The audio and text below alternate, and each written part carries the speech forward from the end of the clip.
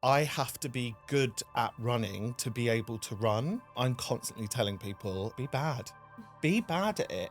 And we'll still have a laugh doing it. Today we spoke to Scottee, who is a performance artist, but you may know him as a viral social media running influencer under the handle Scottee is Fat. I did Couch to 5K, and so I started telling the internet, this is hard and annoying, I don't like it. And then loads of people showed up. We spoke about how movement challenges the stigmas around class, mental health and body image, and discussed the sentiment of, is running truly for everybody? It took me a lot of confidence to be able to run in public. And now, I'm sweating everywhere. I mean, I couldn't care less. Off the back of his first half marathon race this weekend, Cambridge Half, we dived into all that running means to him. Let's get into the episode. Hey Scottee, how are you? Well, I'm alive. That's the way to start a podcast, isn't it? With a bit of intrigue. I'm alive and I'm here. Yeah, you completed something really incredible yesterday. I mean, people keep saying that. It's just a run, you know? No, we do really want to dive into that because it is something you should be super proud of. But before we do that, let's rewind. For the listeners, who is Scottee? That's me. That's the person you just introduced. I guess, what do I do? So I started off in this world kind of as an artist, and I made lots of theatre work, and I used to tour, and I made a lot of work about my upbringing and the place that I grew up. And I ran a company, a big arts company, and I was also on the radio at the same time, and I had a lot of going on, and then I had a nervous breakdown, which is I always laugh at that, and then I realised, oh, that's actually not that funny to laugh at, but it is in retrospect. So that was 4 years ago, and then I had to really rethink about how to rebuild my world, and I got a whole bunch of diagnoses from men in white jackets. And I had to think okay, what do I do and what can I do to stop myself from being mad? And so I started talking on the internet about putting myself back together. And I created a podcast called Self-Help, which was me walking in the wilderness for hours on end on my own, talking to myself. Things which doctors had told me to stop doing. So I did that and I monetized it. So I turned that into a podcast. And then loads of people started listening, annoyingly. I wanted to make something quite self-indulgent. And then I thought, oh, I really love yoga. I might become a yoga teacher. So I retrained as a yoga teacher, and I set up an online studio for people a bit like me called Wonky, because I'm a bit wonky. And then loads of other people turned up, and I was like, oh, give me a break, guys. And then I saw randomly on the internet, I was just scrolling, and somebody appeared on the internet running. And I was like, I know I like it. I've done it a bit, but she looks like she's really having a laugh doing it. So I started talking about it online. I did Couch to 5K, and I was like, this is hard. This is annoying. So I started telling the internet, this is hard and annoying, I don't like it. And then loads of people showed up. And so suddenly now I'm a running influencer, which I love saying because I don't particularly like it. I mean, I like what it does to me and my brain, but the whole process of it is arduous. As in, do you mean of running or being a running influencer? Of running. Yeah. No, I really like, well, actually, I've come to really like that there's a certain type of person that I'll meet on the street who's like, you're the running guy. And I'm like, yeah, I am. And they often have a really similar experience that I do. And I think we're fed on the internet a lot of runners who are running 100 kilometers and they're having the best time ever, and look at the beach and aren't I brilliant, and there's not a bead of sweat and there's no flyaways, and I'm just like, that is just not my experience of it. So because I started sharing that, I think people started to think, oh, this is a common experience. The way that I experience it is, as in the person, they feel they can relate to how it feels to me, but we all do it chasing this subtleness or this calm or this joy that comes afterwards. I think that is the thing, and it's so often related to this love-hate relationship. And I think you do such a great job of comedically leaning into the hate, and I think everyone can feel that on their run and relate to it. I mean, people say comedically. I'm just being really honest when I Yeah. say I think I might poo myself here. I genuinely am like, this could go either way, guys. Do you feel the love at the same time? Yeah, I in terms of, do I feel the love from running? Yeah. Or is it all hard? Like, I think it's really hard. I think it's really hard graft, but there's something which I like about it, which is I often find myself at a fork in the road, right? Not a physical one, but when I'm running, where I'm like, is this pain or is this me being uncomfortable? And if it's me being uncomfortable, then it's all right to be uncomfortable in life because I might learn something through this. Sometimes I think to myself, I've been in way more uncomfortable situations than this. So just keep going, another 100 meters, and then make it a round number, and then I keep going. There are moments though. There was a moment when I did like my penultimate run of my training block where I was like doing a 10K and I thought, I could just knock out another. Let's keep going. And then I was like, no, be sensible. Do what you're told. So there are moments of joy and bliss that come, but the stars really have to align for that, I think. You mentioned just then about you growing up. Has your relationship with exercise and movement changed? Has it always been this, like you being brave, it being like hard but blissful? No. So I grew up, I'm 40, so I grew up under the sort of culture of Britain's Biggest Loser and fat families and Gokwan putting fat women in front of mirrors and making them cry. So I grew up with this sort of culture of like fatness being something that had to be solved, but also that you were like the worst and wrong. And, I grew up with a fat mum who then when I was a child, I had like a very turbulent relationship with my body. Sometimes I wouldn't be fat and then I would be. And PE teachers often would just write me off. They just would, because, like fat and gay, they were like, don't know what to do with this one. So I would just always be like written off as like not great. But when I started secondary school, we would have cross-country tests essentially every term. And I loved it. But because I wasn't fast, I was still marked down. So my relationship with running was the bleep test and being told this thing that you like, you're no good at. And I think that is something that informed the way that I've come into all movement, where I've gone, maybe I don't need to, maybe I can be a brilliant amateur. Yeah. And so, my relationship with exercise and movement has come from like data, right? So we know that running cardio is a really great therapeutic for people with autism, but also people with quite pronounced mental health presentations. And so it's one of those things that I could have control of that might align some chemicals in my brain to be on side with me. So it's something that I've had to learn. It's an education that I've learned through my adult life. And again, sharing that online, I think is quite a realistic experience for a lot of people. I don't think lots of people had like incredible experiences of PE when they were like at school. I think for many of us, felt very uncomfortable. Maybe we were picked last. And so, if you aren't the natural born athlete, then you're considered to always fail in physical education. Yeah. In the era that I grew up. Yeah. The bleep test was wild for people. Maybe like, I don't know if it's a worldwide thing or just in the UK, but it's like you're in a hall and there's a bleep and you've got to get to the other end before the next bleep.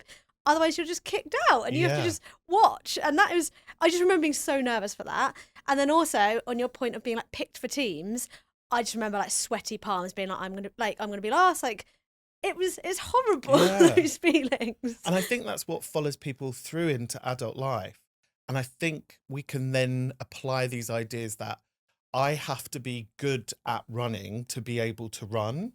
And what I'm constantly telling people is like, be bad.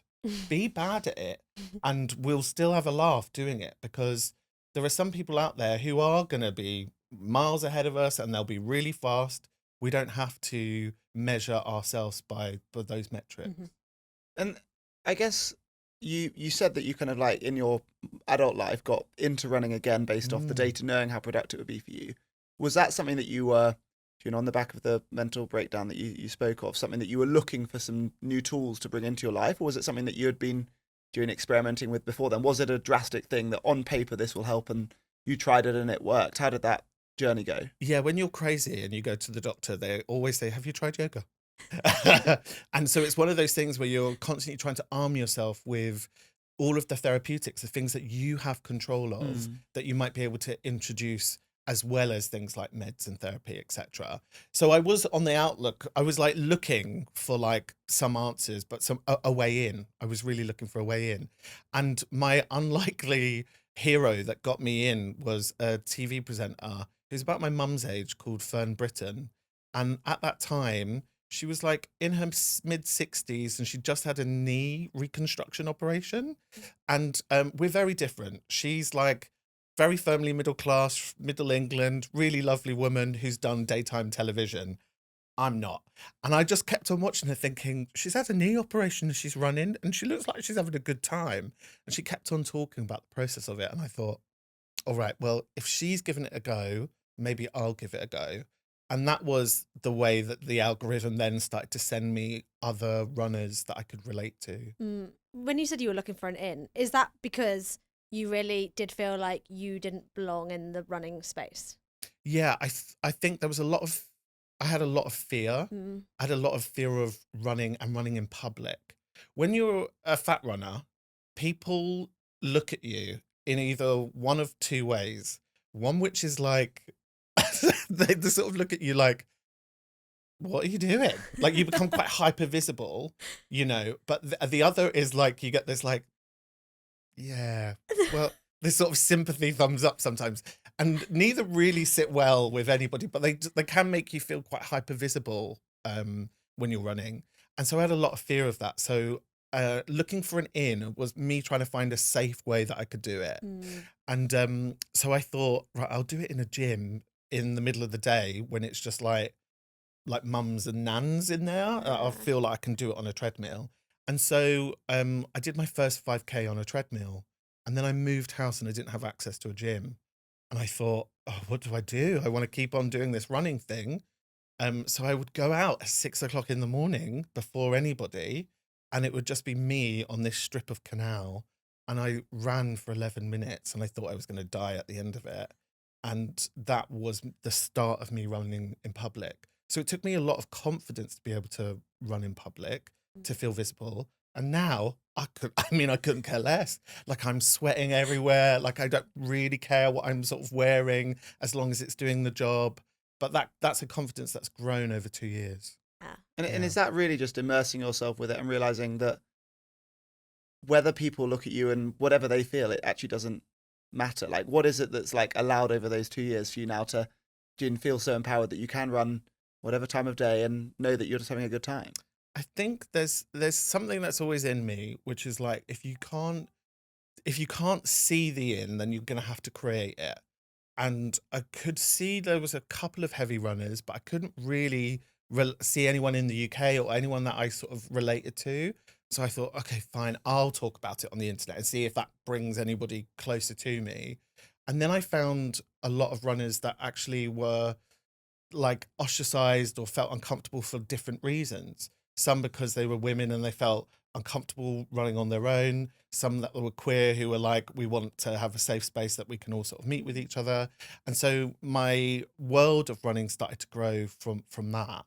And then the more that I spoke about it online, the more that I came into contact with people that were like, yeah, so it's not even just about the sport itself. It's about trying to find the in of feeling comfortable enough to take up some public space and to feel like you're not being so hyper visible, because I think there is a real fear that people have that somebody's going to shout out, oh, you're rubbish, run faster or something. And sometimes I think that does happen, but I've been very lucky that like I just always wear headphones and I couldn't really care less now. Yeah, I think it's a really like brave way of doing it. Also, when people shout at you, I'm like, you're literally like sitting in a van. You're not even running, or like you're typing on a computer. You're not like running with me. Like it's wild. I think it's that they're jealous. Whether it's someone being envious that despite maybe feeling more positive in their own body, looking at looking at you, Yeah. you're doing the work. You know, Yeah, if yeah. someone was to comment online or in person and doing the same to you, Anya, and I think that's doing whatever end of the spectrum, wherever you are in any of these fields, I think it is just envy and jealousy.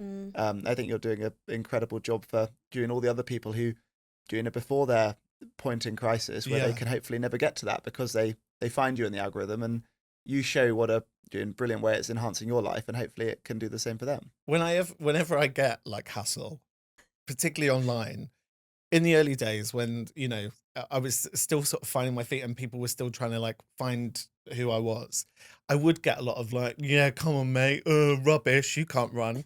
And my way of dealing with it, because people always say like, how do you deal with that level of stress? I'm like, just flirt with them. It's always straight blokes. It's always straight blokes that you can be like, Dave, you look so hot in your profile picture, and it immediately makes them run a mile. So you don't have to always press the block button, and there is some entertainment in playing with that sense of like, we're not at school anymore. This isn't PE. I'm not going to be bullied by your opinions of what you think my splits are. Yeah. Like, you know, and if the most frightening thing for you is like a gay person flirting with you, then I'll frighten you. That is fantastic. I guess so. Your running started because you kind of recognise this would be a really good thing for you to do. Do you feel tougher, happier, stronger? Has it become your superpower? Yeah. And do you still have those bad days? I'm very luckily, the last big dip in my mental health was 4 years ago. And that is because I set the project of keeping myself sane. And so running and yoga are a huge part of that. And, you know, I'm very lucky that those are also part of my job and part of what I do for a living. But, you know, I take meds, I go to therapy, I like look out and look after myself as best as I can, because, and I talk about, you know, mental health and try to be really open about it.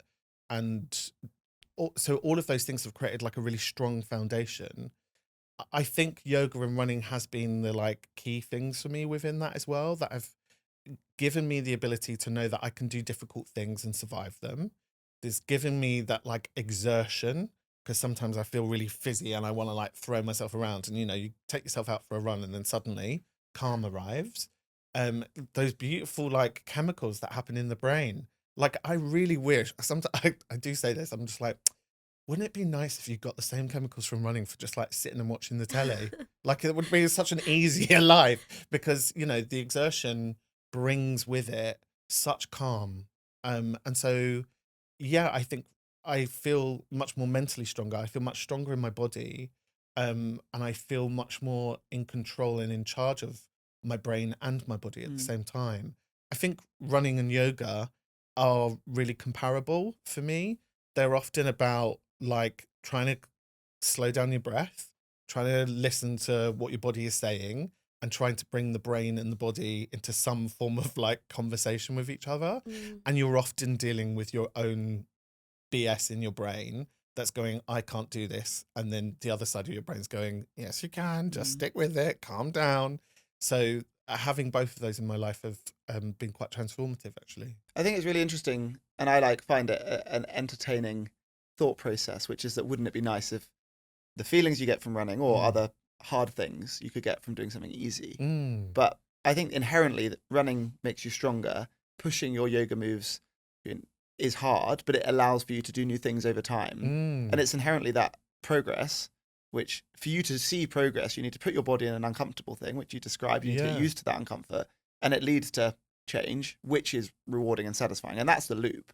And inherently, if you got that progress by sitting on your bottom, watching the television, it would be kind of bizarre, because we'd all just become these like hyper crazy athletes because we could just sit down all day and do this easy thing. But it also wouldn't provide that like sense of satisfaction, which is happiness. Whereas, and I think this is just like there's fun, which is sitting down watching the television. It's fun in the moment, but it doesn't lead to like long-term happiness.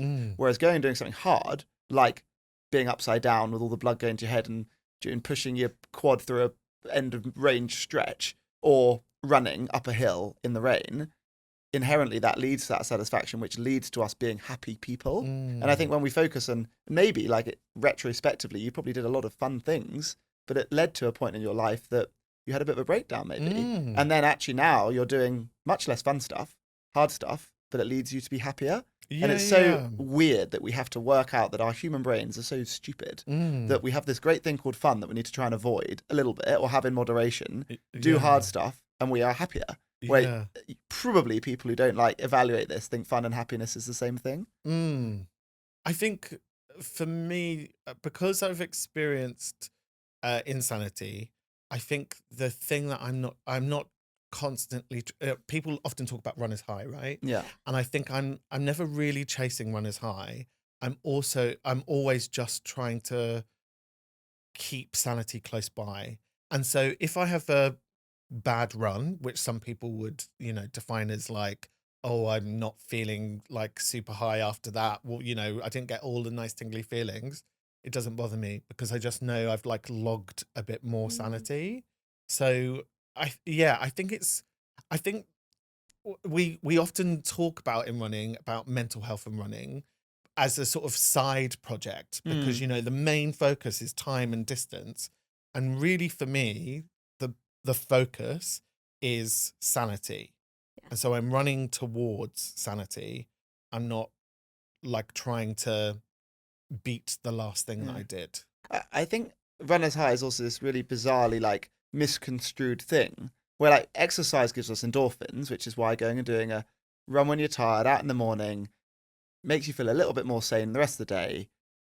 Have a better day most likely, but you don't run around the rest of the day jumping off your nut thinking that you're like you've had the equivalent of a legal bit of cocaine. Not that I'd know what that's like. That's obviously not what running does for us. Yeah, I think separately there's this thing called runner's high, which is different to the normal bit of endorphin that helps us feel good, which is what like ultra marathon runners will feel like when they're completely disorientated running through a mirage and they kind of forget where they are, which isn't the same thing. And I think then like you kind of get people who are doing their normal doing 5K run to kind of feel good at the start of a normal day, and they describe that feeling good as probably the thing that other people describe as like genuinely hallucinating because they're so exhausted.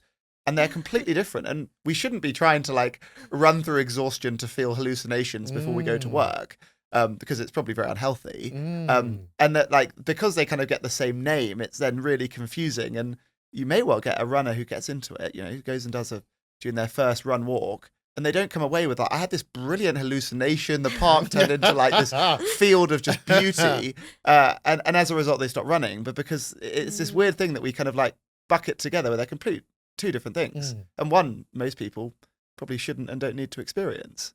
Yeah. I love that you say running like is for your equilibrium, because that is the reason most of us get into running. It's for our mental health. It's to, like find peace. And almost when you start, I think there's a place and a time to like chase times and often it's when, I'm thinking on the spot here, but I think the time to chase times is when you're pushing to make yourself feel that little bit of discomfort again, to then move you further on, to progress you a bit further. But if you're constantly chasing times, you lose that like initial joy for it and the reason we all started. And that's when people start to resent running, I think. I guess my question off the back of that is, how do you stop worrying so much about the times? Because that clearly isn't your motivation. Good question. I always remind myself, and for me and my running, right? Of course, when I see those elites and when I see those front runners doing their thing, I'm like, good on them. I hope they're having a lovely time. But so for me, I'm just always a bit like, it's not the Olympics. It's not sports day. My mum isn't going to be there at the end with the certificate. It is a pastime, and it is a way that I like to spend my time. And so if I think of it in that way, time is just like, meh. Because actually what I prefer running is distance than time. And I prefer running towards something pleasurable. So I like running towards different cups of coffee because I'm a coffee snob.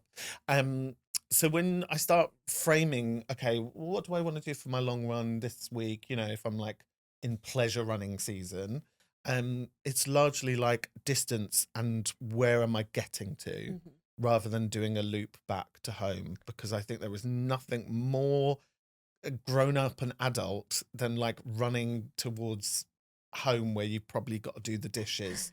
You like run towards like the most delicious coffee or croissant because you just did a tricky thing. Yeah. And so yeah, but then I say that this weekend I ran Cambridge Half Marathon and I knocked off like 20 minutes off of what my projected time was. So I just said that to a few people and they were like, "What?" And I was like, "Oh, this is something I'm supposed to like be like, yeah, okay, I did a good thing." So I think sometimes it can be a really interesting marker. I've done the first time I did a half marathon, I just did it off just my own back. I just ran around where I lived for 21 and a bit kilometers, and it came in at 3 hours and 11, and I was like, I don't know what that means. I've got nothing to measure this by, but good on me. I just ran for 3 hours and 11 minutes. And, we're looking at a year later and I've done 2 hours and 31. And so I'm like, oh, that's a thing. So I'm only measuring it by my own stick. I'm only saying, oh, that's interesting to look at like some difference there. But if I was to do it again and it was 5 minutes longer, like nobody dies. You know what I mean? It is just a time for me. I understand for some people when it's like their job, they're professional athletes, it's really important. They're chasing a title, etc. That's a really important thing. But it was really interesting hearing you say, actually chasing the time is about chasing that uncomfort again. Because my perception of it from the outside is that people are being competitive. But I guess even within that realm of chasing times, there's nuance of why everybody is chasing that new time. Yeah. I think like to put it back on you in some respect, it's that what you have said of why running's been so productive for you is that it's been hard. And you've done a lot of running now and you're really good at it. Yeah. Which means that now for you to keep pushing yourself and for it to be hard, you need to like do it. If you were to go out and now do a 3 hour and 11 half marathon, you'd find that a bit easier than you did your 2.5 hour half marathon. Yeah. Which means that now what you can do is harder or objectively more challenging physically, which is going to lead to your body improving further. And fundamentally, then the marker of success is that you will probably be able to either run further or faster or a combination of the two, which is like kind of why we get this trajectory over time, which is we get a bit faster because our body kind of reacts to the stimulus that we put under it. And therefore the time becomes this marker of, oh, it has worked. And so as a result, almost it doesn't need to be a competition with others, but it can become like this competition with ourselves. And that you keep doing what you're doing, which is running for your happiness and letting it be hard some of the time. If every single one of your runs was extremely hard, you'd probably overdo it and get injured. But let your running be hard some of the time. And then a year from now, just by continuing practicing at this thing that the body listens and adapts, you'll get better. And that becomes really satisfying retrospectively, which is then sometimes these times. Here we go. Define better. See, I think that's the question that I've got with running. It's like, if I compare myself, so I hear that, and I hear how the body adapts and also how the brain adapts as well, and how like running 6 kilometers for me at the start was like hell. 6 kilometers for me in last weekend in Cambridge was my first stop of like, I'm going to grab a quick water, down it and throw it at a small child. Who knew that there were like so many children at water stops? It was quite a bizarre learning for me. So I hear how my brain has gone to me, you can get to this point and it's going to be okay. You are not going to die. When I first started running, the whole thing I was like convinced by, I was like, you're going to die, you're going to die, you're going to die, you're going to die, you're going to die. This is where you die. And all of that noise has like really settled down. For me, getting better at running, I don't think is necessarily going to be about going quicker or faster. But I think the challenge for what I'm looking at next is probably changing the modalities. So I know a lot of my peers are like moving into like ultras and 126s and all of this, and I'm like, girl, like take a moment, because I think there's a lot of demand on the body, and the brain to do something like that continuously. And I admire people that want to do it, but I think I'm interested in, I think I'm really interested in nailing the 10K. I think there are some really beautiful 10Ks across Europe. We're very lucky to live on a continent where there are like some incredible 10Ks. And so maybe that's about doing the 10K faster, and refining that and playing And with that. what does nailing them mean then? Like, so if you were to like nail, June, you Yeah. prioritize a 10K each year for the next 5 years, Yeah. and you get better at nailing them. What does that mean that's happening over those 5 years? Well, I guess time is a measure, right? But measuring by my own Yeah. time. Not what, I mean, no one ever go onto a search engine and put in what is a good No. time for, Yeah. because it just brings back some results. But I think that is that not then where like time can be a helpful metric whereby we compare to ourselves and our Mm. goals with a view that we bound it by sustainability, making sure that we're doing and that we're happy. And I think if we're doing those two things as the guardrails, we shouldn't be chasing getting faster if it comes at the cost of a social life and happiness. Yeah. And we shouldn't be doing it getting faster if it comes at the cost of our health, overdoing it, compromising on doing certain things to run faster but be less healthy as a person. But if we bound ourselves by being healthy as people, being happy as people, then getting faster is kind of like a good ramification that we're in check and letting this be a sustainable, productive piece of our lives. I think it's only one measure. Yeah. And I think what I'm interested in is like that in my training block on my penultimate run, so on my taper run, where I experience pleasure for 10K, is like, well, for like 8 of that 10, can I increase that whilst also perhaps getting a bit faster? And can I do that in some beautiful, incredible places across the continent that like show me parts of the world? Can I like bring, instead of just bringing peace, can I bring bliss? And I think there's something interesting that we'll see over the next 5 and 10 years within the running world, which is a dichotomy which happens in yoga, right?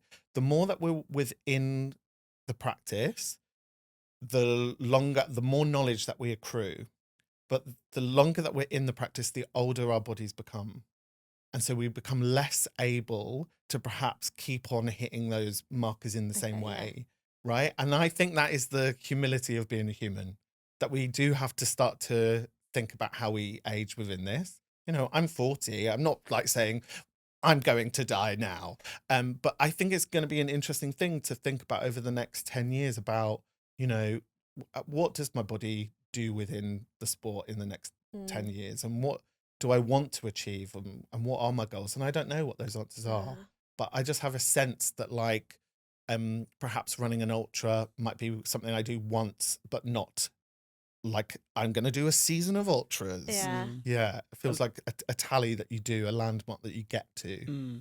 Maybe the way to measure that then over, not that we always need something to measure, but yeah, a way to like imagine that running becomes, rather than this component of an individual's life where success in running is getting faster over time.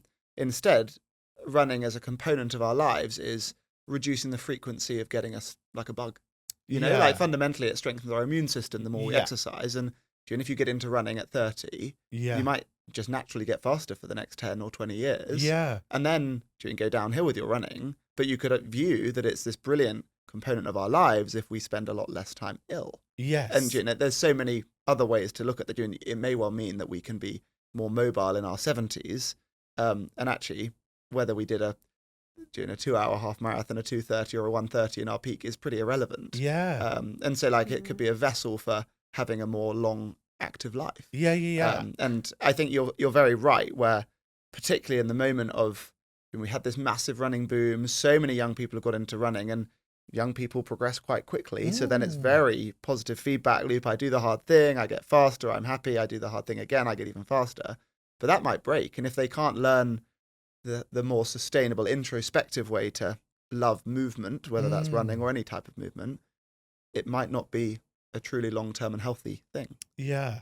It's interesting to think of it in that way, that actually the time that you achieve at one point in your life isn't necessarily going to determine how mobile your body is able to be in older age. Yeah, you know, the fact that you just did it is going to give you more likelihood that you're able to be more mobile for longer. Nobody also has, well, nobody's going to remember you for the time that you did. They're going to remember you for the person that you were. If you're remembered at all, that's the thing. So I think for me, it's like really holding on to this idea of like, what do I want from this game? Because it is a game and it can be really fun. I don't want to sit here and be like, it's the worst, I hate it, we're all going to die. But I think sometimes entertaining those thoughts gives us some answers for what we want in the present. Wow, I'm so deep. So Cambridge Half. Yes. How was it? Was it I'm going to die, or did you find that bliss? Do you know what? I only ever run on my own. It's a real solitary thing.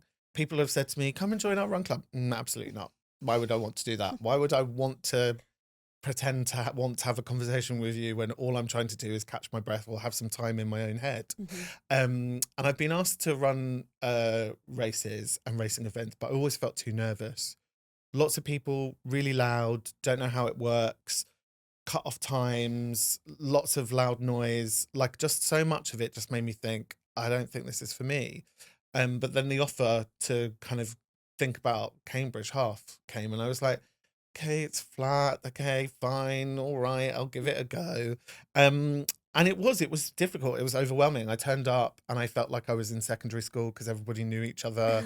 And then, all of the runners were all like pally with each other. And I was like, I've never done this. I don't know who anybody is. Luckily, I found like some people that follow me. And I was like, how does it work? What do I do? Where do I go? Yeah. And they were like so kind and friendly. And I started running and I was like, I'm going way too fast because I was so nervous. So I was really trying to like listen to the man in my ear saying, slow down. You're all right. Slow down. I was like, okay, I'm going to try and listen to you. Let's slow down. Let's slow down. And it was largely fine, apart from like, it's really bizarre running around like so many other people who are also like quite stressed or like chasing something. A very humbling experience for me was when two men dressed as broccolis ran past me and overtook me. And I thought, okay, all right, this is where we're at. And then getting to like water aid stations and people just like weeing everywhere and throwing bottles of water. And I was like, this is quite a lot, isn't it? Got to a hill, fine. And I met a really brilliant woman when I hit a wall who was like a running angel. I hit a wall at like 15 and I was like, I am just going to walk for a minute. And she said to me, hello, my name is Orla. I'm a crazy Irish woman and you can call me that on the internet. And I was like, okay. She's like, I follow you. Let's run. And I was like, I'm not ready. And she started running and the pace setter in my ear was like, too fast, slow down. So I was like, Orla, you're going to have to slow down. But she just gave me that little nudge to get going again. And I did it. And I felt weirdly emotional at the end. And then I thought, oh, don't be like these other internet running people that start crying when they like cross a finishing line. But I think it's like you've just been chasing for the last 2 and a bit hours that line. You've been chasing that moment. And when you finally get there, there is like a weird euphoria of like, this has been so overwhelming and I never want to do this again. And let's do this again. It's a very strange headspace to be in. I love Orla. She sounds great. But like sometimes you do just need a complete stranger to believe in you. And like she's like never met you and she thinks you can do it. So you better believe you can do it yourself. I think sometimes we all need that, or we just need that voice in our head. And that's also the bit where like training your mind is just as important as training your body, because it is really hard. I'll tell you a very controversial take. Don't tell many people. When I set off a bit early because somebody told me if you go a bit earlier, you get a bit more time. So I was like, yeah, right, I'm into this. And so I was with very fast people and they are elbowing out the way. They're pushing. They're all like, move to the side, move away. And I was like, oh, I don't like this. And then the more that I started running and then my pace started to catch up with me, people are sharing gels, having chat. Shall we have selfies? So, join the dots for yourself there. But I think slower runners are actually nicer people. That's my hot take. I don't disagree. I mean, I also had a lovely time doing Cambridge Half, and I ran with my little sister and girlfriend, and we ran all together. And she couldn't open her gels, so she'd pass them to me. I'd rip them open, pass them back, and So me and my girlfriend would go past the aid station, we'd get the waters and pass them into her. So she had every last advantage. But I do know exactly what you mean at the real top end of the spectrum, or the closest I can get to it, which is that everyone's shaving those seconds, so they don't have the opportunity to not take the racing line, which means the elbow's got to be tucked in, and they don't have the chance to help each other and pass the gel, otherwise they don't get their carb ratio at the right time. And it all comes back to working out what someone's doing it for, and that can change over the course of a lifetime, and that can also change event to event. And so long as everyone's being respectful and also working out what makes them happy, that's what matters. I think that it changes. Like, there are times where I want to be fast, there are times where I want to have a nice time, and I think that's the amazing thing about running is that in a race, in Cambridge there's 15,000 people, and there's going to be many of everybody. And I think that's quite nice to know that you're not the only person thinking about it in the way that you are. And the more people that can realize that there is someone like them out there, the better. And as a result, the more people can get into it and get that experience that crossing the line is amazing, irrespective of when you cross it. I mean, one of the things I didn't think I'd have to train for is ducking water bottles. People are just people really dashing them, and I was like, this is really quite uncomfortable, knowing that at any moment someone's going to throw a bottle. And also, I think I was not really aware of all the rules of being a decent human being just suddenly go out of, because people are just throwing rubbish everywhere. And there was part of me which was pick that up, and I was you can't sell that to 15,000 people everywhere you're going, Scottee. But well, it is peculiar, because there's specific sections where you're meant to throw your gels, and the rest of the time you literally, I think technically, I don't know about Cambridge specifically, but you should be disqualified if you drop your litter. But it's this weird thing that you're right, that people think they're in this confined of a race, following the course, therefore gels on the floor, doesn't matter. It is bizarre. And I think fundamentally, when humans go and become competitive, it is a fight to achieve the goal that they set out to do.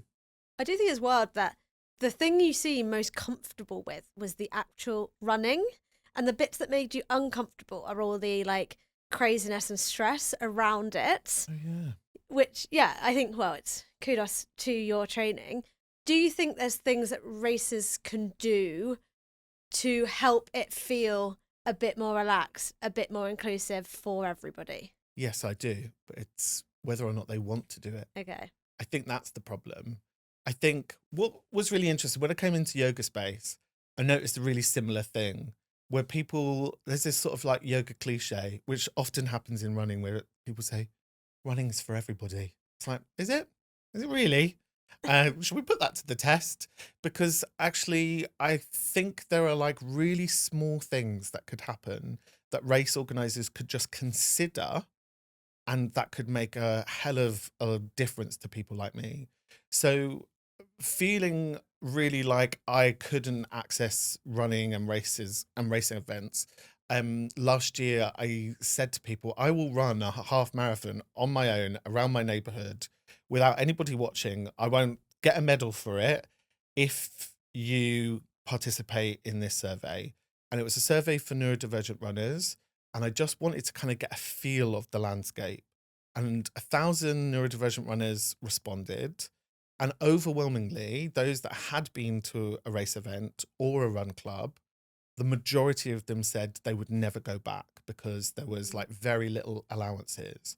Now, I think there are some racing events that do have some provision and are really trying, but it takes very little. So it just takes another marquee. Of course, it's really hard to ask for quiet space. And, if you get overwhelmed, sometimes all you need is a little tent to go into that you can put your headphones in, and you can chill out for a moment, and you just know that like you're not going to be asked questions, you're not going to be with a huge group of people, you can just be removed for a little moment. Some races do quiet zones, which I think is really excellent. Like it's best of both worlds. I think everyone sort of benefits from a little respite from a drumming band and hearing Cher like being blurted out of the back of a 4x4 at the same time.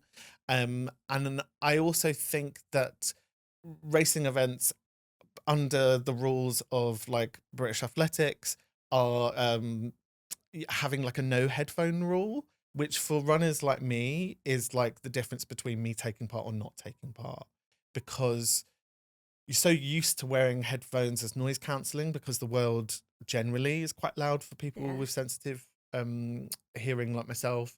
So going into a race environment, that's one little security blanket that you can have. But there is an overall rule that's like no in-ear headphones, but you can wear over-ear, which if you wear over-ear headphones, you know, you can still hear the world very loudly. So really small accommodations like that, I think, could mean a huge difference for a lot of people. It's whether or not the running world wants to embrace that. And so I'm in conversations with some race organisers about what they can do. I think there is a nervousness around accessibility, because running for a long time has like seen accessibility as, you know, chair rollers and chair runners.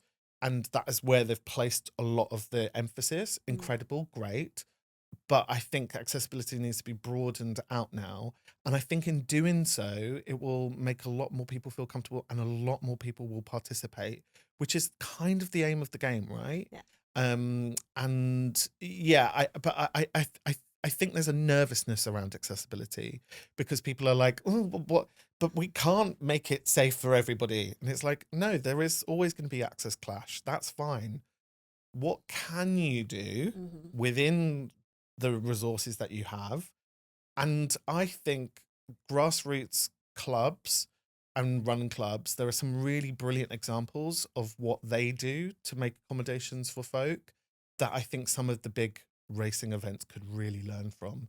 So I think it's going to take like inter-community discussions and people like learning from each other, and maybe like it being a bit tacky and a bit rubbish for a while, but people need to try out some formats that allow other folk to participate, because otherwise we actually, what we mean when we say running is for everybody is running is for some people that can put up with this noise and pay the money to get into the racing event and also afford the shoes. And you know, so like when I'm talking about accessibility, I'm not just talking about neurodivergence, I'm also talking about financial accessibility. So I grew up in poverty on a council estate in North London. So when I come into these realms, those things are really important to me, about like, is a version of me in the past able to participate? And is a version of me currently able to participate? So, you know, unfortunately, I'm the annoying, like, common mental autistic in the corner that's like, guys, can we, you know, and sometimes that feels a little bit like, I feel a bit like a cliche that I'm constantly like, but, you know, I'm willing to annoy people a little bit. I guess it's just a cycle, isn't it? Because if not everybody's racing because they don't see a place for them, then there's no need for the race organisers to like accommodate for those people, because they've already put a barrier to entry there. Whereas you're doing an amazing job by being a voice, being a person. So that saying of you can't be what you can't see, which then means more people like you or other people that have felt like they don't have a space in running get into it. It's going to force those organisations to change, because there's more people requiring like additional things. So hopefully what you're doing is amazing. I think when you look at it, like maybe, and I think it makes sense. I think when you look at it historically, it's had to be this way, which is that like there's a gap in terms of like inclusivity. I mean, you could look back at time where women weren't allowed to race in the marathon. It wasn't that it's proactively thought, oh, let's let's review ourselves. What can we do better and allow women in? Instead, it's women having to fight to push themselves into the marathon, doing people pioneering and exposing themselves to get in, prove that it can be done, and then force the change. And like that is sadly the way that it's having to go now with different types of things that need to change. It would be brilliant if these organisers, and I think if you can use the influence that you have to push them to be introspective and try and be proactive with change, then brilliant.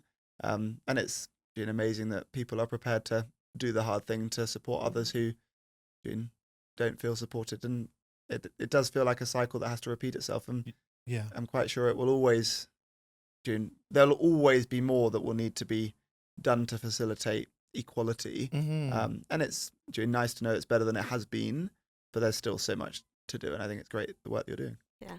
I think if you'll indulge my ego for a minute, I think sometimes in the running sphere, there's this sense of like, it's a fringe sideline, like really, I mean, that's a really small group of people. I'm like, I've got 600,000 followers on Instagram, like largely who are people like me who feel like they want an in, they need like a way of like rethinking or reframing movement and exercise, and they're looking towards me for encouragements and routes in. My DMs daily are full of people of like, how did you start, where do I start, I don't know.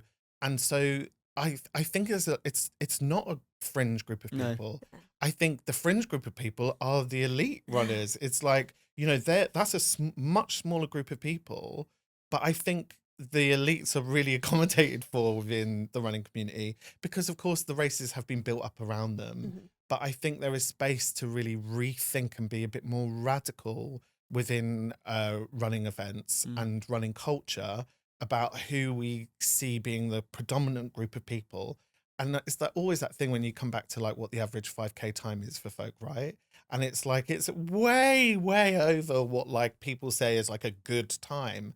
And so that's always a good marker for me to remember, like, there are loads of people, the predominant amount of people that run like I do at a pace that I do is a massive group of people. Well, I think there's so many data points that completely align to what you're saying. Like one of which is that Parkrun, which I think is one of the kind of leaders as building a truly inclusive running experience, they see success, and they, I think, consistently seen it year on year, which is the average 5K time of their participants annually is lower and lower every year. And that's their goal.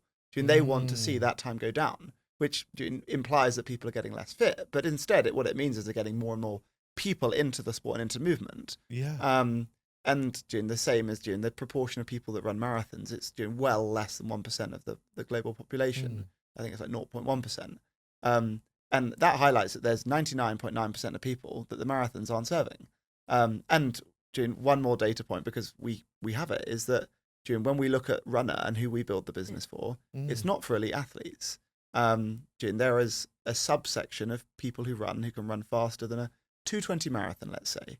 And fundamentally, we don't optimize Runner to be built for them because that's such a tiny proportion of people. But instead, we know that there's a huge section of people that want to get into running and want to allow it to make their lives happier. Like we all get to have running as a component for that.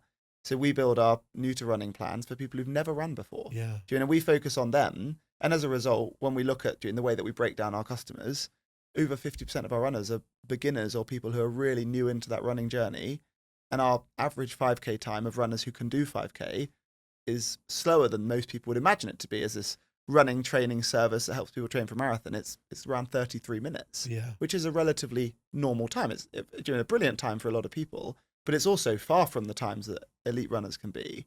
And I think like when you actually think about it in that way, these businesses, which ultimately the races are, the more they can allow for people to come in, like Parkrun do, the more it sets them up for success as well. Yeah. So it doesn't purely need to be, while it can be a great thing to do for society, it also, if they can look at it from that lens as a business as well, it's an easier way for them to get on board as well, which is ultimately what we want.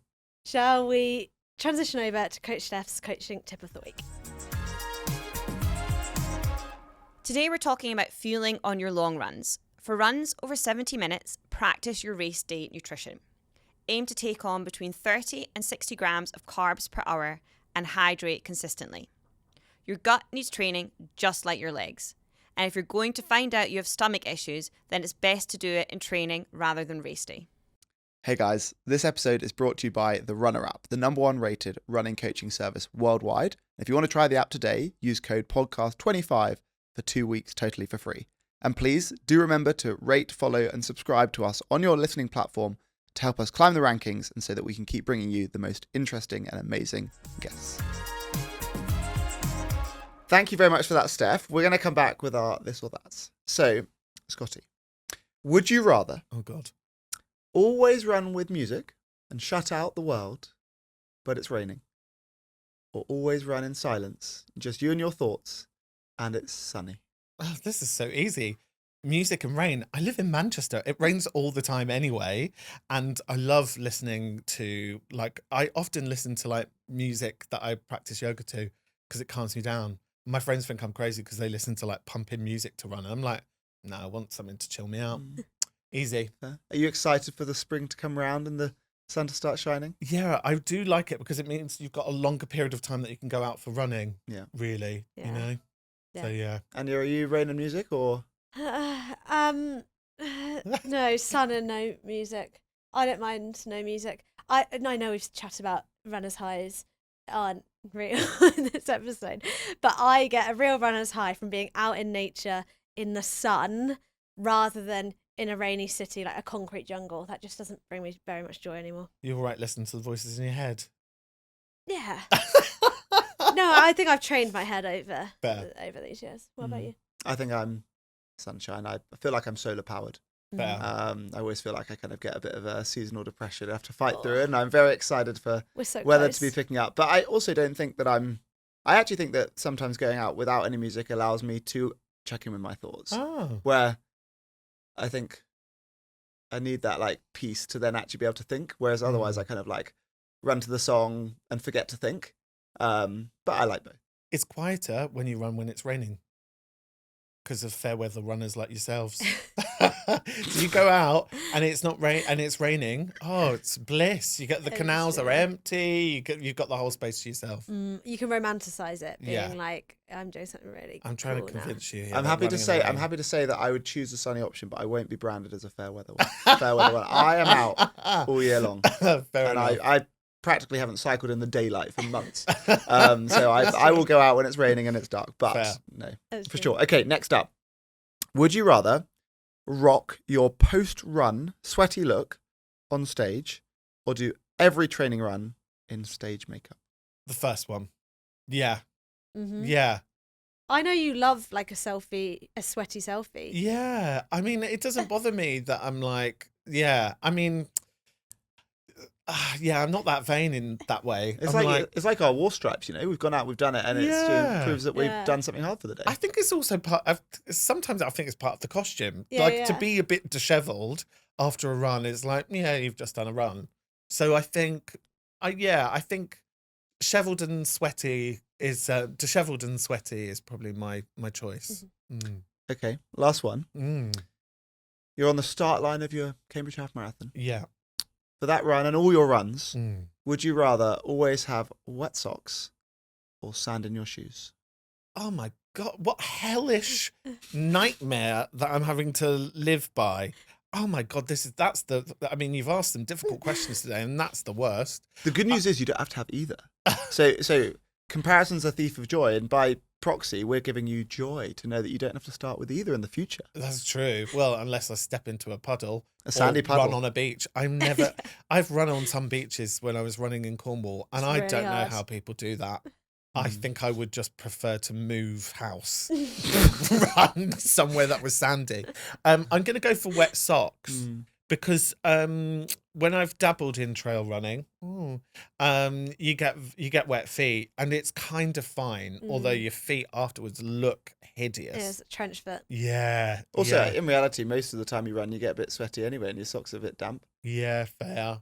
Not in a runner sock though. I Well, must say. yeah, I must absolutely. say. Yeah.